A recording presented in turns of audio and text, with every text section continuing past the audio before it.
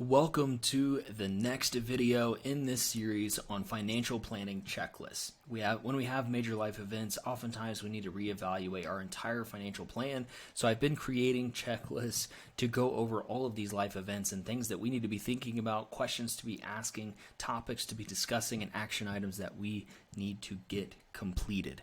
All right, last week's video was actually about when you have a baby, what do you need to be thinking about? What changes do you need to make to your financial plan?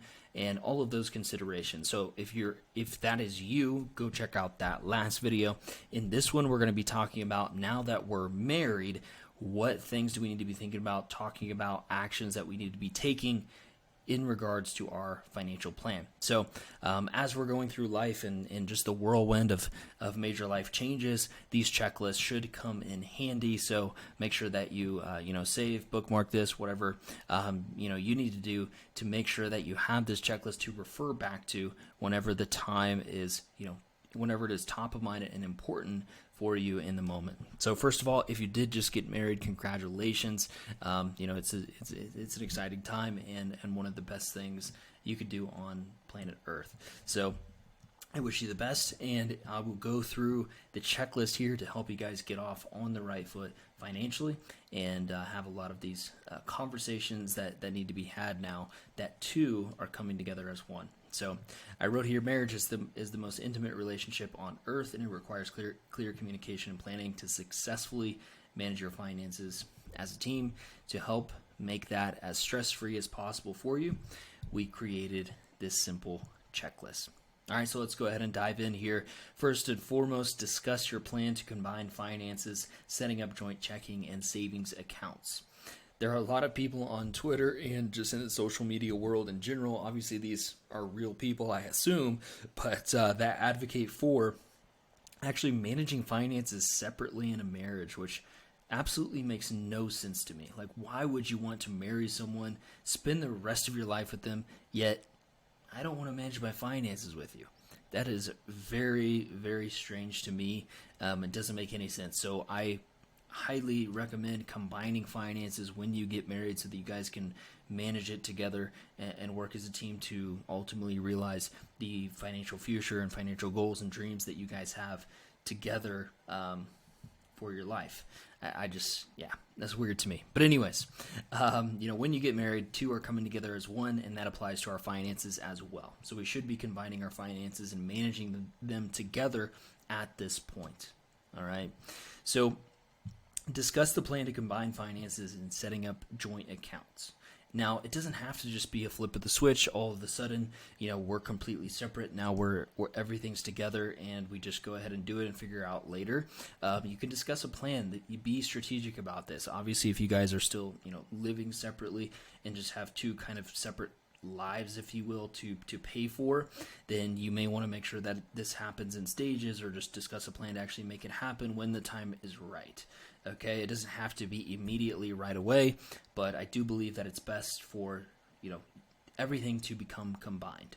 Now, this doesn't mean that you still can't have separate kind of individual accounts for maybe fun money, or just, guilt-free spending. Okay, so often a lot of our clients find that to be really beneficial, and they enjoy having kind of their own separate account with a small amount of money that they can truly just spend on themselves whenever, wherever, however they would like, and not have to, talk about it, or not have to feel any shame around it. So if that is something that you think would be a good fit for you, definitely look into doing that, and you can fund those accounts however you would like, on a monthly, quarterly, annual basis, whatever that looks like for you and what fits.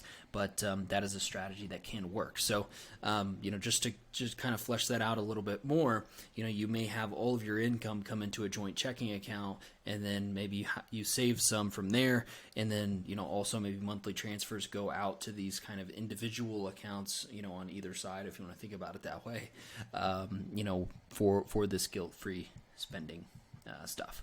So anyways, discuss the plan, how you guys are going to go about this. Next, Change the last name through the Social Security office and driver's license, of course, if it applies, and also change the last name on bank accounts and credit cards. You can find all the information that you need online to do this, or reaching out to your bank or credit card company, and they'll give you, whatever you need to do to make this happen. Okay. Fourth, acquire life insurance or increase current death benefit if needed. All right. So if you were single before and no kids, you probably don't have life insurance and probably didn't need it. Now that you're married, there's potential that you could need it. If either of you depend on the other financially, or, maybe you don't depend on each other financially, but if something were to happen, you would just like the other person to be able to pay off the debt that you have accumulated, or, maybe just have some breathing room financially for, 3-5 years, whatever, just to be able to, breathe a little bit, settle down, not have to worry about the financial aspect of their lives when they're going through such a, tough period already, losing their spouse. So if both of you guys need life insurance, great. If one or the other do, awesome. Just discuss that if there is the need for it. Get that in place. Next, updating beneficiaries on investments and insurance policies. So prior to marriage, you probably have, your brother, your parents, your cousin, the friend, whoever, as the beneficiary on your investment accounts and maybe your other insurance policies, so that the benefits get paid out to them when you pass away. All right, so now you probably want to switch that to your spouse, if I had to guess. You don't want it to go to those other people. You would like your spouse to have those assets now that you guys are married. All right, so make sure to update the beneficiaries on all of those things. Next, update W-4 tax withholdings, or just run new projections if you're a business owner. All right, so W-4 is a form that you fill out whenever you start a new job that kind of helps your employer know how much to withhold from your paycheck based on your filing status, the amount of kids you have, et cetera, et cetera.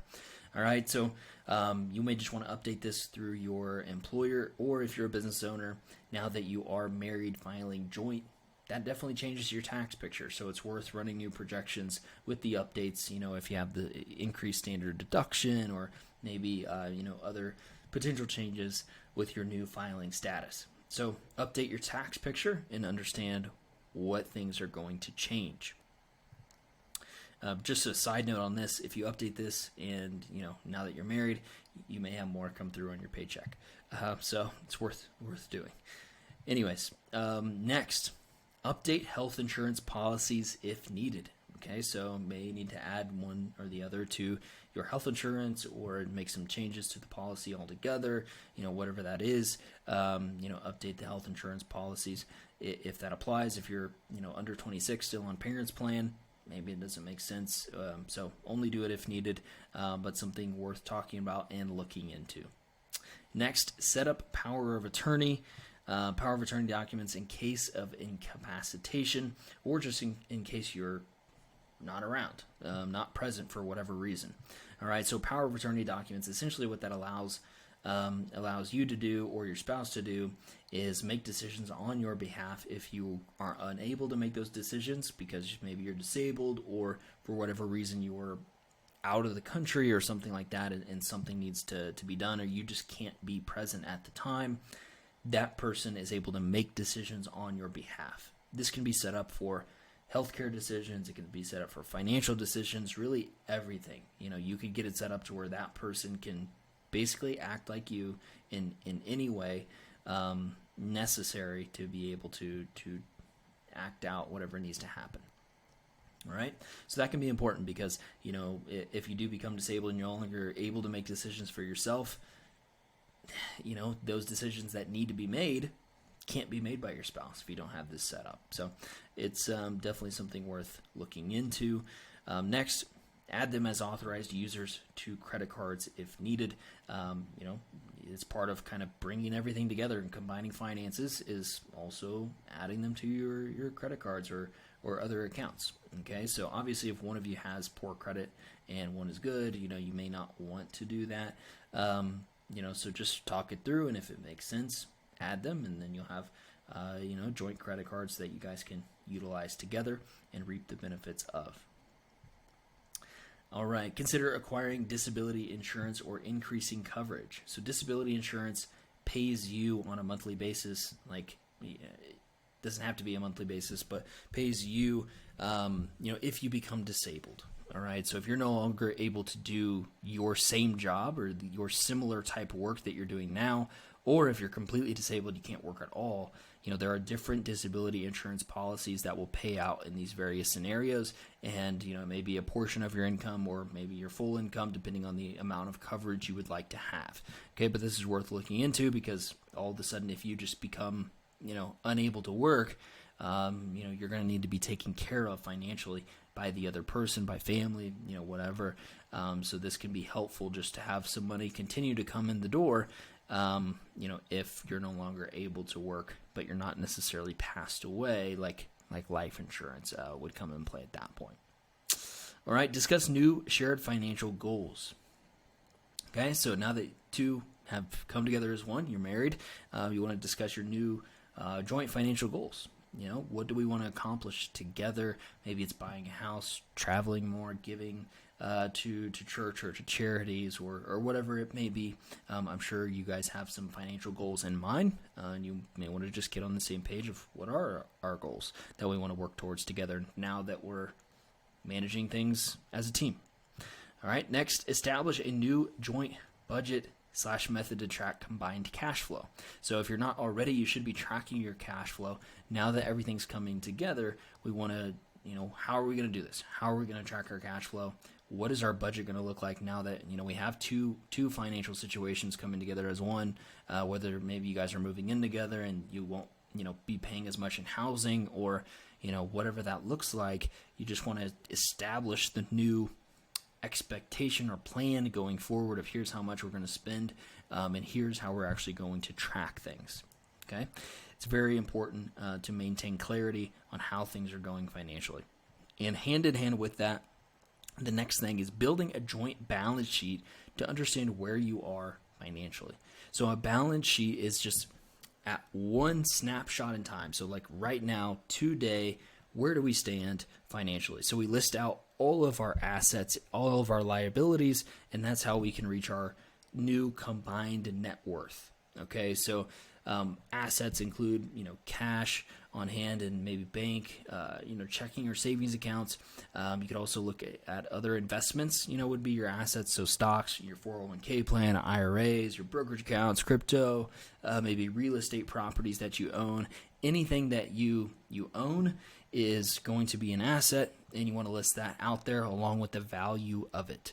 Okay, and then you want to move to your liabilities or things that you owe. So these are loans, credit card debt, student loans, mortgage, car loans, whatever else that you owe, you want to list that out as well and the balances of those. And you may also even add the payments and interest rate just so you're aware of it. But list out everything that you own, everything that you owe, and then that will give you a clear picture on where you stand at this point in time right now, as a combined financial situation. Okay, so obviously these three go really hand in hand. So you have, your joint balance sheet of kind of here's where we stand right now, and then we have a budget and cash flow tracking of like here's what things are going to look like on a monthly basis, income and expenses, and then here's our financial goals. So how do we get from here where we are now to where we want to be, and then along the way we need to be tracking things. So these three go hand in hand to make sure that you guys are managing things well, and you're clear on where you are. Next, discuss cadence for financial communication. Just want to get on the same page. When are we going to talk about this? What are we going to talk about? How often? What is that going to look like? Because it can be easily ignored and fall to the back burner. I personally have experience with this and have failed in communicating. So it's important to make sure that you guys are both clear on when this is going to happen and why it's important and necessary to communicate around this. Next, establishing expectations. Next is the last one. Establish expectations for consulting on joint spending decisions. Obviously, now that you are accountable to the other person, kind of your finances are their finances as well, you can't just go out and buy a new car or something without talking to them. Okay, so you want to just establish those expectations on kind of like what level, maybe what size of purchase are we going to talk about prior to actually pulling the trigger on. So if it's like everything over $1,000, we're going to discuss prior to actually making that purchase. Anything under $1,000, you can go ahead and make that decision on your own, whatever that threshold is for you guys. You may just want to set that expectation so you don't get down the road and like, oh, hey, I went out and bought a car for us, surprise. And maybe the other spouse wasn't on board for that. So it's important to just establish the expectations of what things are going to look like, how are we going to make spending decisions together? How are we going to work together to actually establish what our plan is, what our goals are, how we're going to get there, and how we're going to live and utilize the tool of money on an ongoing basis. All right, so if you have any questions on this financial planning checklist now that you are married, please comment, reply, and I'll be happy to answer any questions that you have. You can always shoot me an email as well, mitch@strongwealth.net. Feel free to shoot me an email with any questions that you have. You can also schedule a call if you're interested in working with us to help you navigate this season and make all of these decisions and make sure that you are setting yourself up for success with a good financial plan, and you're making the right moves that are best for both of you guys and where you want to go. All right, so you can check out our website, strongwealth.net, and you can schedule a call with me there if you are interested. But all right, again, last week's video in this financial planning checklist series was a new baby. So when you have a baby, what do you need to be thinking about?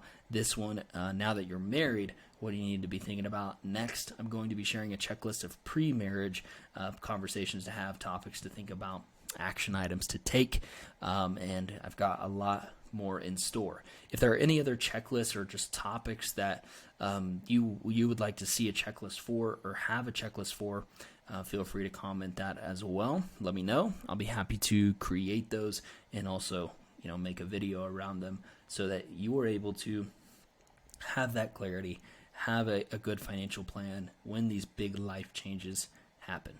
Thanks for watching, and I will see you in the next one.